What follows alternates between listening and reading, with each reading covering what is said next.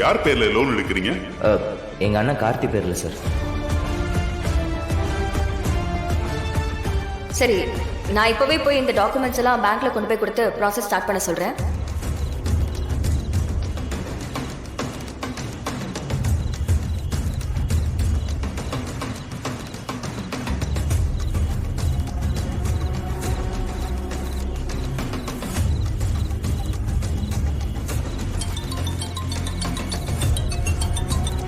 சொல்லு மச்சான். ஏய், எங்க வீட்ல என் சர்டிபிகேட்டை வச்சு லோனுக்கு ட்ரை பண்ணிட்டு இருக்காங்கடா. மச்சான், பேங்க் லோன்ல அப்ளை பண்ணி வெரிஃபிகேஷன் போனா கண்டிப்பா மாட்டிப்பண்டா. நீ ஃபோர்ஜரி பண்ணி சர்டிபிகேட் வாங்கியிருக்கேன்னு உங்க வீட்டுக்கு தெரிஞ்சதுன்னு வை, நீ இது வரைக்கும் வாங்கி வச்சிருக்க மொத்த இமேஜ் காலியாரும் பாத்துக்கோ. உன் வீட்டை விட்டு துரத்துருவாங்க மச்சான். டேய், அதெல்லாம் எனக்கு புரியுதுடா. அதான்டா எனக்கு என்ன பண்றதுன்னே தெரியல. எப்படியாவது எஸ்கேப் ஆக பாரு மச்சான்.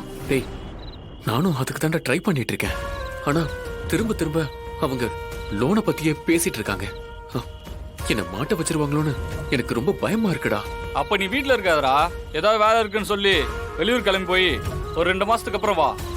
டேய், இல்லடா, அப்படிலாம் எங்கேயும் போய் தப்பிக்கலாம் முடியாதுடா.